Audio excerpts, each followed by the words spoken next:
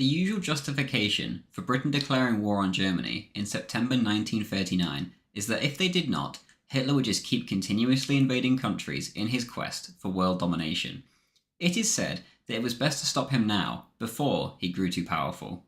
For the most part, in the average person's mind, this excuse is eaten up and accepted without question. You would think that most historians may perhaps have a more advanced take, but they really don't. Most will openly admit to the ethnic issues on the Polish border, and how Hitler wanted these Germans back in the Reich. Some will even admit to their mistreatment and murder, but they will still suggest that Hitler had some vague aims to conquer the world, or at least Europe. The reality is that this isn't how wars work. Wars usually begin for a very specific reason, but to dumb things down for the general public, we display our enemies as barbarians, bent on world conquest, and ourselves as the heroic saviours for stepping in. Even in our modern day, people genuinely believe that Vladimir Putin is ready at any moment to give the order to invade Eastern Europe, and that his goals are to restore the borders of the Russian Empire. To think this way about an army that can barely defeat Ukraine is insanity. The same is true of Nazi Germany. Hitler simply did not have the army to conquer the world, and he didn't even want to in the first place. No figure in history has talked more of their plans than Adolf Hitler, and we know exactly what he wanted when it comes to friends, enemies, and war. Even as far back as the early 1920s, he talks extremely openly, and there is no reason to doubt what he said, considering how much he stuck to it later. If anyone is renowned for saying perhaps too much controversial information, it's Adolf Hitler. Hitler's foreign policy views that mostly stuck with him for the rest of his life were developed during his time in prison in 1924. He would write them down in his cell with Rudolf Hess, and they were published in perhaps the most famous book of the 20th century, Mein Kampf. Although Hitler wrote later on that he would never have published the book had he known that he would one day become Chancellor, at the end of the day, he still wrote the words, and his actions reflected in a lot of cases what was written. In fact, this book is almost the entire basis for the Lebensraum concept, which is so often used against Hitler. If we are going to accept Lebensraum as fact, then we must also accept the other foreign policy parts of Mein Kampf and the surrounding time period. First, the most important point, which shatters a lot of the narrative about Hitler. Hitler explicitly stated that anything to the west of Germany was completely written off. After the Treaty of Versailles, Germany lost land in the west to Belgium, Denmark, and France, and if you include Austria, then they also lost ethnically German land to Italy. Hitler chose to publicly state that this land was gone, and that especially a war of revenge against France over Alsace-Lorraine should not even be thought about. Hitler even allowed Mussolini to hold on to the Austrian land of South Tyrol, despite the fact that Mussolini was Italianizing the area. As long as the ethnic Germans were happy enough and weren't harmed, Hitler was more than happy to let them live in neighbouring nation states. So if Hitler wasn't going to invade the West, what was it he wanted from them? The answer to that is fairly simple. With France, he was rather indifferent. He felt no sense of love for the French, and often spoke worryingly of their demographic future and thought they were on a dark path. In regards to Great Britain, however, you have an entirely different story. Despite fighting them in the trenches, all during the Great War, Hitler loved the British people. He viewed them as a fellow Aryan civilization, and he looked up to the British Empire as a great world civilizing force. In his dream scenario, he wished for a British-German alliance, where the British Empire ruled the waves, whilst Germany could economically dominate Europe with their huge industrial potential. Once he came to power, he tried to do just that, desperately attempting to make any kind of agreement with the British that he could. In 1936, he told someone close to him, quote, "If I had a choice between England and Italy, I would naturally go with the English. I know the Englishmen from the last war. They are hard fellows," end quote.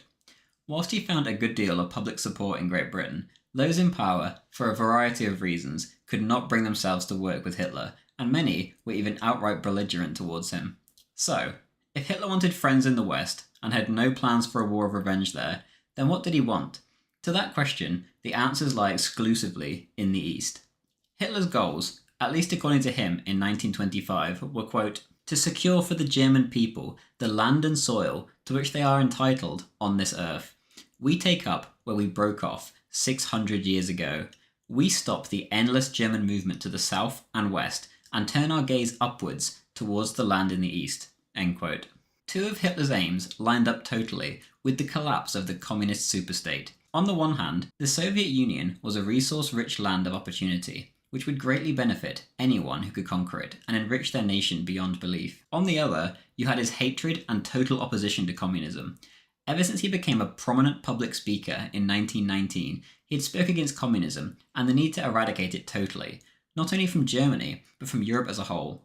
Millions of Europeans shared these sentiments, and as a result, the 1941 war against the Soviets ended up going down in history to many as the, quote, crusade against communism. The Soviet Union was always Hitler's overwhelming foreign policy goal, and even then, events led him in a different direction, and by the time World War II actually broke out, he had mostly been reacting to events abroad, as opposed to initiating them himself, since at least 1938. The pre-war crises of Austria and Czechoslovakia were caused not initially by Hitler, but by the Germans in these nations wishing to be united with Hitler's Third Reich.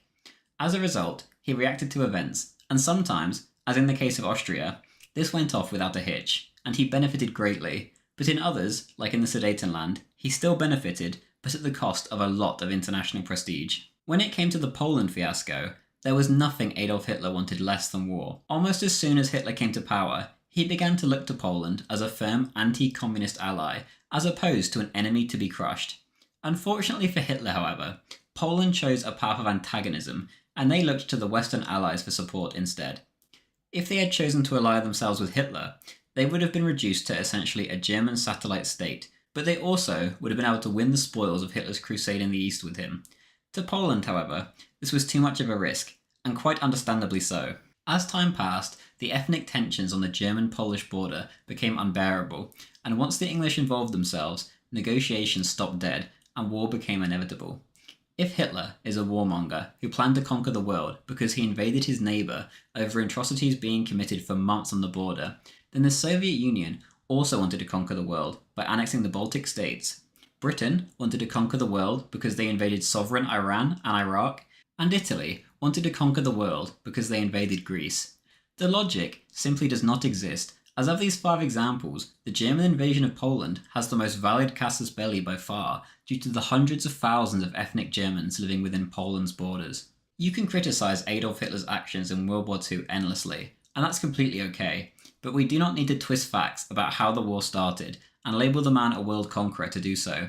Let us stick to the facts instead. If Hitler had goals of world conquest for wanting to invade the Soviet Union, then so did Winston Churchill, as he spent years of his life clamouring for an intervention in Russia to destroy the Soviet regime almost immediately after its birth. Such labels are ridiculous, as no man in the 20th century had plans to conquer the earth. The fact that this myth emanates from the very nation that controlled 1/4 of the world's landmass at the time is even more laughable. Wars are riddled with propaganda, and that's normal, but what isn't normal is us believing such things over 80 years later. The simple truth is that Hitler had very specific aims in the East for the Soviet Union, and that if necessary, he was also prepared to take action in other areas where there were German minorities living, depending on how they were treated. As the war progressed, goals and objectives changed, but this isn't how we judge people on their aims. Hitler reintegrated the ethnically German area of Alsace-Lorraine after France had fallen, but France had declared war on Germany, not the other way around. So does this make Hitler a warmonger? Is Hitler a warmonger for invading Norway and by extension Denmark when the British, not Hitler, opened up the Scandinavian front? To me, this is insane, and so is the title of world conqueror or warmonger. If Hitler is a warmonger seeking to conquer the world for these actions, then Stalin, who seized all of Eastern Europe in a war that he did not start, is the biggest of them all. Thank you very much for watching. If you enjoyed this video and my other videos, then please do consider signing up to my Patreon in the link in the description to join our Discord, our weekly Hearts of Iron 4 games, and if you just want to support the channel. I'll be going full time in a few weeks' time, and even the $2 tier goes a long, long way. Thank you. Thank you to Lobster2U, Darway Lololol, Sigmar, Emperor Titus, Luke David Murphy, Chechen Natsok, Anton Berglund, Levi E, Lanza, Friendly Brian, Mr. Malabar, Bushak, Firefly Enterprise, Henry Unruh, Evan Brightfield, Chef Jeff, Ethan Winstanley, Wunderwaffe, Mr. Bloom, Gav D, John Higgins, JD, and Green Rebel, as well as Inflection Point from Subscribe Star.